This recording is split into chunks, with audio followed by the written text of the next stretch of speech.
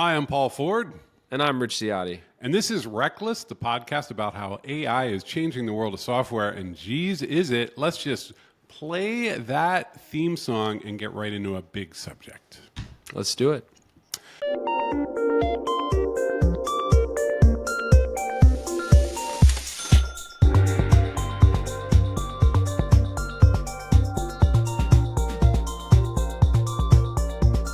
Reqless. Richard, Yo. how you doing today? I'm doing well.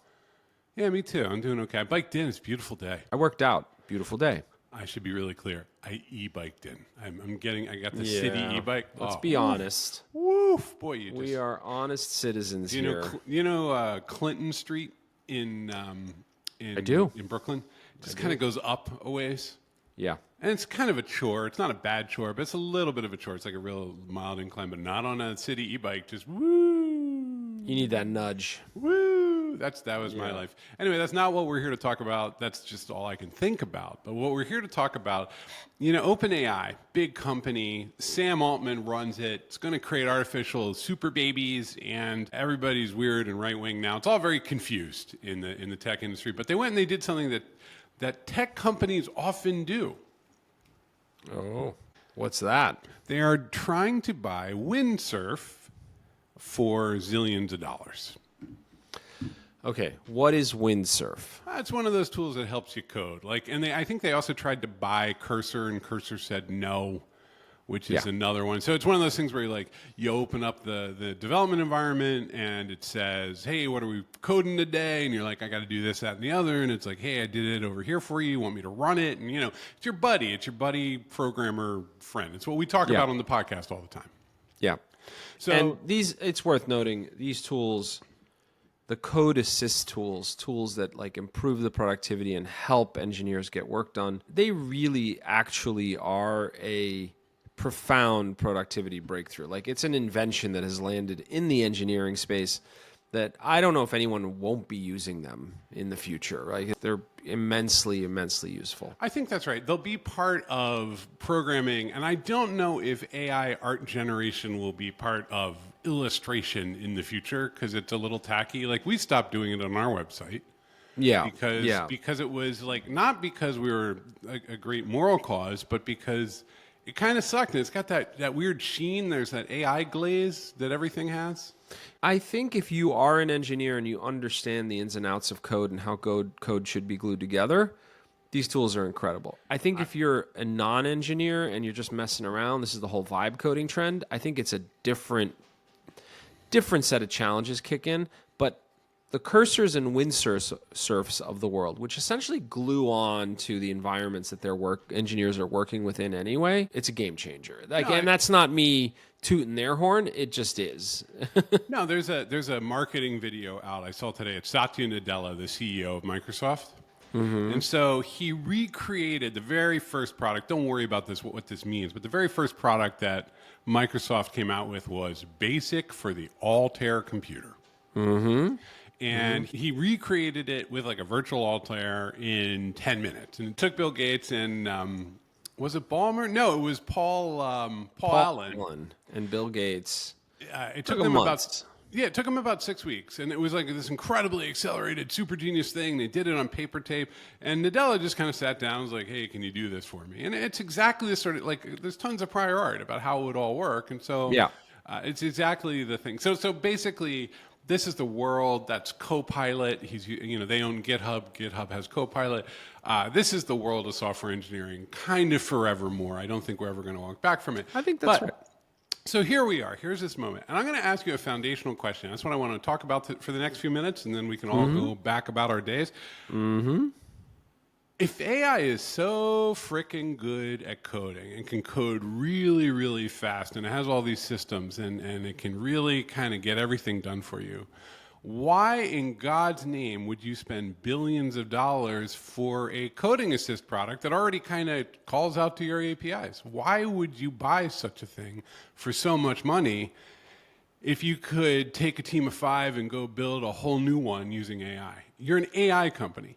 What are they thinking?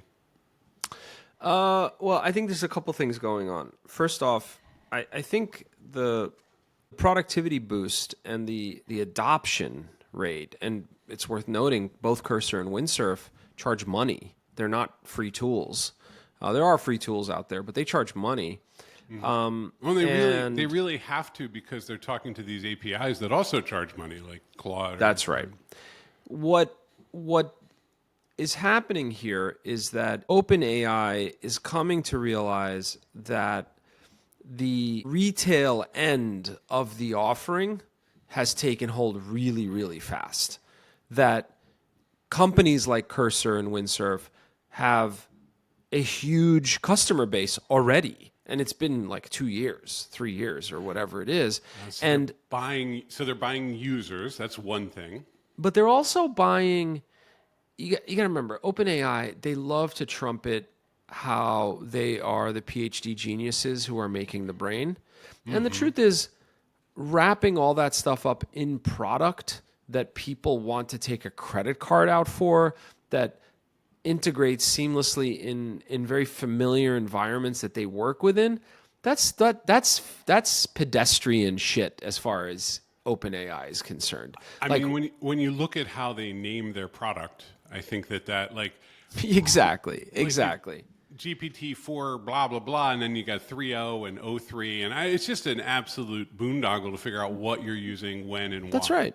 And the likes of Cursor and Windsurf, it's born out of the engineering community. They understand the tools engineers love and want to use, and they augmented those tools, and that resonated with an audience that understands that language. It's a particular community, and they're making a lot of money. Like today, they're making a lot of money. And for OpenAI to decide we are going to launch the code assist wing of OpenAI, things have moved so fast, and they probably view it as a distraction. And if anything, it's like, I don't need to create another company that only worries about a particular cohort of people that use tools in a very specific way. I'm changing the world, right? Like, so, and the revenue is strong. Like, these companies are not like they have a handful of customers and some IP. They have big customer bases already, right? And they want that. And I think this highlights another thing,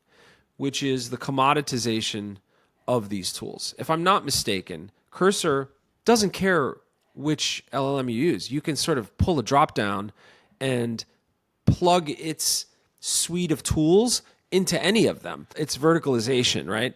You're essentially saying now Windsurf, if there was a drop down, they're acquiring Windsurf, by the way. Cursor turned them down. Yeah, that's right. If there was a drop down in Windsurf, it's going to go away. It'll probably happen very subtly and slowly over time, but you don't buy a company so you have a drop down to use any of the other LLMs. You buy a company so that you can find efficiencies and whatnot. I think they may decide to let it go. Well, they will if it's sort of like Google, where they're like anticipating antitrust. Yes, that's true. There's another thing they can do, which is, hey, we're going to launch key code assist features that will only surface on Windsurf first.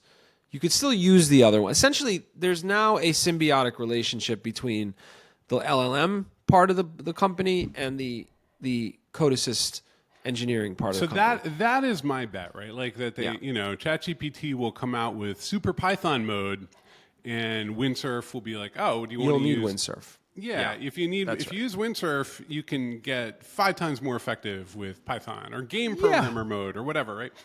Okay, but let me go back to my original question, which, that is a very sensible response. It's a business. Thank it you. needs to drive revenue.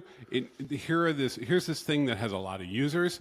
Probably a very talented team has built it. It's already built on the technology that OpenAI produces. So let's go. Let's all get in a room together and let's make even more money and even more success. But let's go back to my original question, which is, I'm not supposed to need humans. I'm supposed to be able to accelerate everything, and I'm supposed to be able to just spit out code and spit out productivity. But things aren't moving so fast that I have to spend $1 billion to save 6 months. I should be able, if I'm ChatGPT, to go get those tens of millions of users, and I should be able to get my bot army to enable this, right? And I really want to call this out because that's the story. And yet the action is, I'm going to spend a couple $1 billion over here, and I'm going to go and, just like a software company got acquired in 1996, I'm going to go ahead and do that because I want that revenue, I want that growth, and I want those users. So is there anything radically different about where we are now compared to where we were 20, 30 years ago? No. Humans pay money for things. The greatest AI invention doesn't result in AI paying another AI product money. That's weird. I mean, this is kind of the fantasy, though. The fantasy is that bots with blockchain marketplaces will simply transact all day. Okay, that's a different podcast, bro. I can see agents unleashed into markets where only agents, like when I say agents, I mean AI agents, are allowed, and they have long lunches together, and then they go back to the trading desk and they trade with each other, and then they meet for drinks at a steakhouse. Like, you could do that, and I guess someone could make money. You say, well, what do you do for a living? I have 300 AI agents that trade stock for me. I mean, I don't know. Richard, it's not another podcast. That was the Sarah Chips podcast. Oh, yeah. That's true. Yeah, I don't know. I mean, look, we can go futurist here, hard. We could do that. But for now, humans are still very much, especially specialized, skilled humans like computer engineers, are still very, very much in the mix. And there's a massive amount of opportunity to make them more productive. Now, will we eventually show them the door and tell them, look, just take a day off? The machine will do this today. Probably in some respects. I think I'd love to talk on another podcast about the distinction between generating output and actually being thoughtful and internalizing intent and doing things in a bigger way. And I think that's a very uniquely human thing.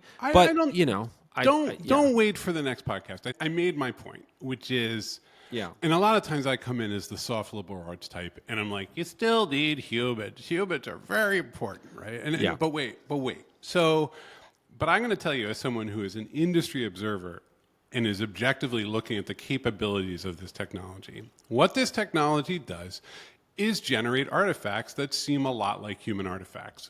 An artifact like a product requirement document that is pretty close to what a human might generate is something that can produce action. The next action is to start building the product. Yes. A PowerPoint that says we should do this instead of that. Now people can look at that PowerPoint and they can say, what action will I take? Yeah. And so we're building this new world where we generate these artifacts, and the artifacts lead to people kind of doing things based on them. And it seems really magical because it used to take 4 months for someone to kind of organize their thinking around that PowerPoint. And That's now right. deep research will make you a list of all the things it learned by looking at the web. And it's a pretty good list. Yes. Okay? But the humans come in and take action. And then there's this big AGI conversation that just eats up all the oxygen in the room. Very similar to the blockchain conversation, where people go, but soon you won't need the humans. It'll just do it itself. That does not appear to be happening. Objectively, everyone is starting to see the outer limits of LLMs, and they're saying, oh, I guess we're still going to need those people, to the point that the giant AI company that's supposed to be spending money with some sensibility is willing to spend billions of dollars to get someone who can do what it does just a little bit better. It's an interface to their equipment. What we're really talking about here is promotions. Like, we keep calling them assistants and, buddies, and we give them cute names. But there may come a time where if I don't address AI with, a Mr. or Miss, it won't respond because it commands respect. I don't know. It's going to get to a point where it's going to tell me what to do with my day, rather me telling it what to do. I so look forward to that moment. Let me stop you before we talk about you actually listening to anyone. I'm not talking about me. I'm not talking about me. This isn't about me. Rich, let me just reframe this actually back to the audience and kind of what I think people think about. Yeah. Okay, we've actually had a lot of conversations about what engineers are going to do with this technology. Yes. Okay? But clearly product is still in the mix. Okay? Product. So, product managers are going to continue to exist.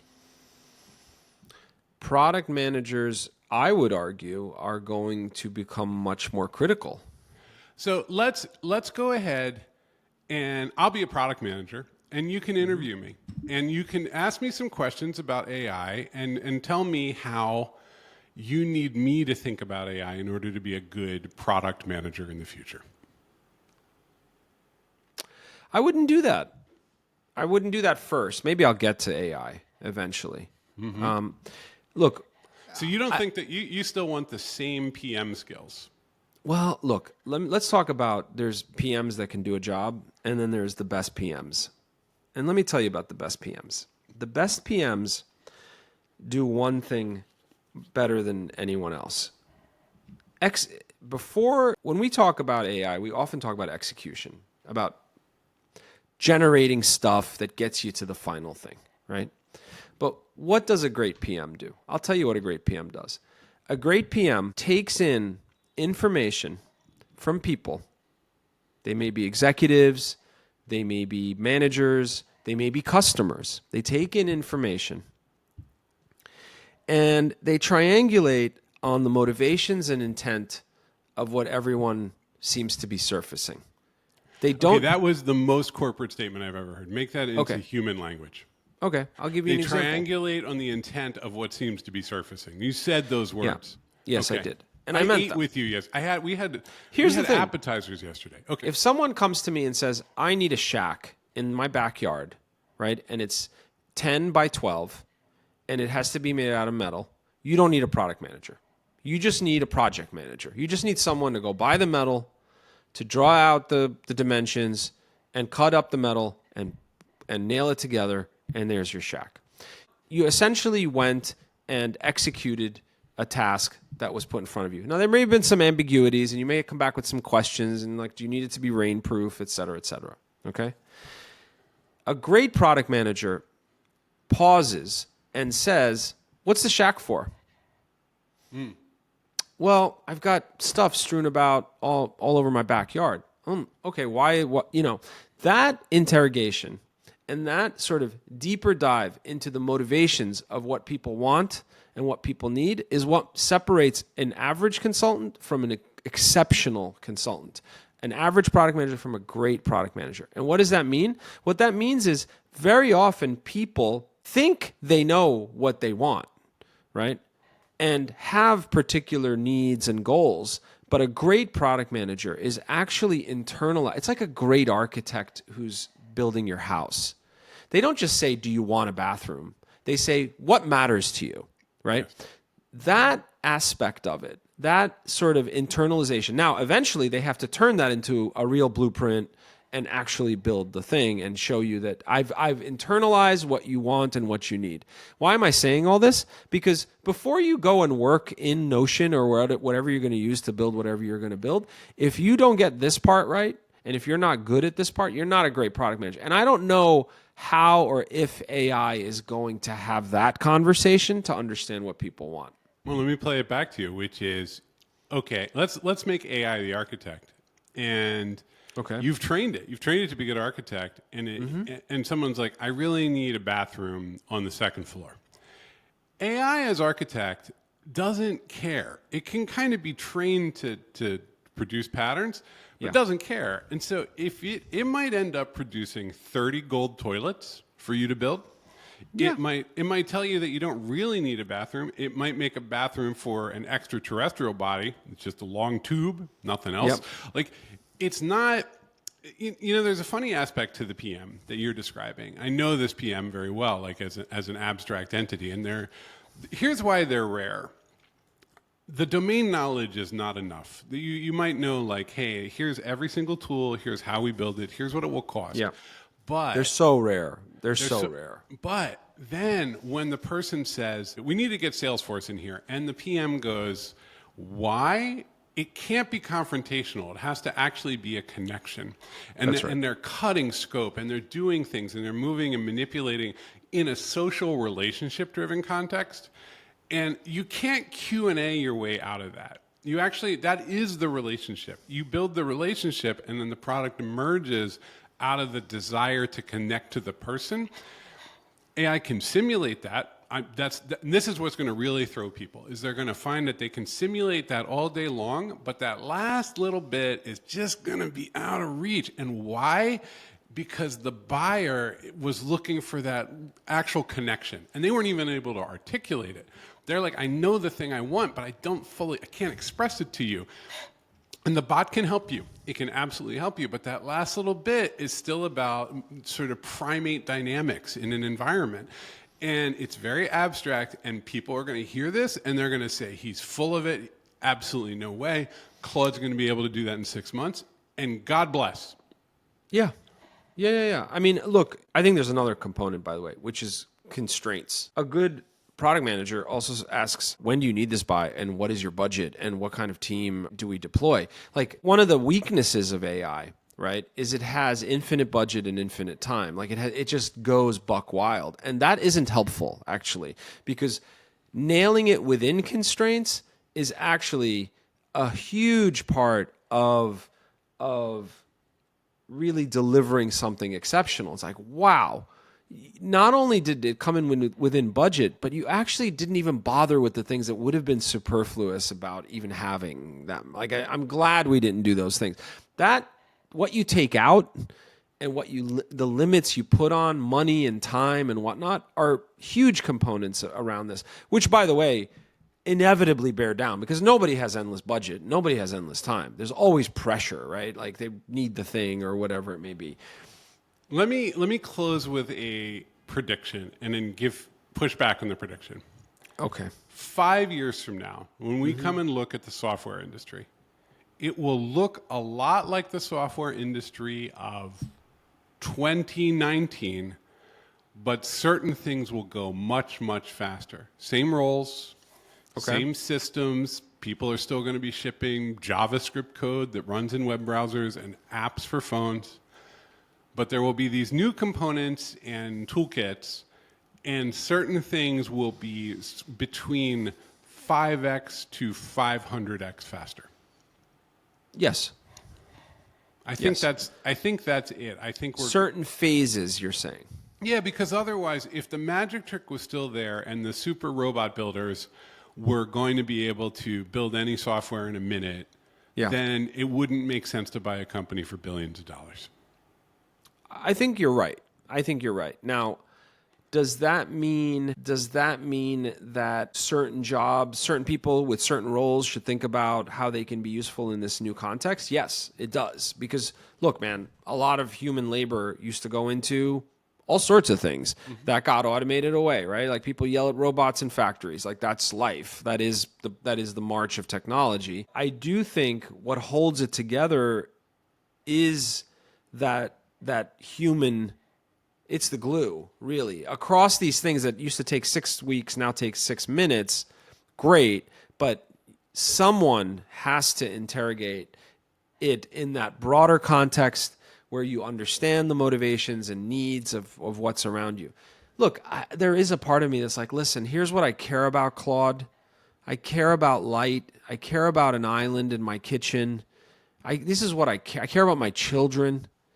Like, I can tell Claude what I care about. That's what's a little scary about all of it.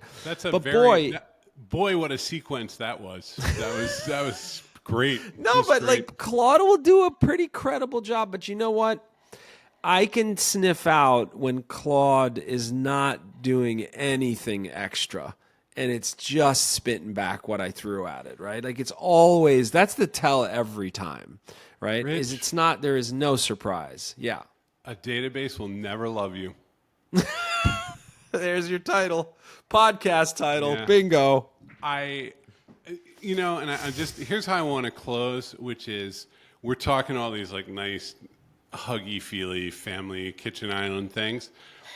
When we say relationships, I'm talking about some of the most conflicted, difficult, nightmare business people. Like, just totally. Environments that would make you want to just rip your own face off of pure, sheer software development pain. The fantasy that you replace that with the robots and the pain goes away, I'd be very, very careful. So learn to use the tools, obviously. But it's interesting to me, your product manager interview doesn't change. No, No. Look, I need you to be curious and willing to use tools that make you more productive so you're not wasting a lot of time. But the instincts you look for are the same instincts, for sure. Right back where we started from. All right, well, look, if anybody wants to get in touch, they should. There's a lot going on, and boy, we've got a demo in hand that is hallucinatory, is how I would describe it right now. Well, that's often considered a bug in the AI Well, world. it's You're hallucinating, or is it hallucinating, Paul? No, Or both? it's not hallucinating. It's just like I can't. It's doing so much that it's hard to tell. Like we're Yeah. just going to land somewhere very, very interesting here. I'm very excited. And so, Same. but this is Yeah. you guys are all in the room with us. Hello at aboard.com. If you need anything, we're excited. We're growing, and be in touch. We're looking especially for partners. We're looking for people with big engineering teams and big sort of client bases who would like a very free or inexpensive taste of how AI could work in their organization. So get in touch. Yep. Have a wonderful week. Take care of yourselves. Goodbye.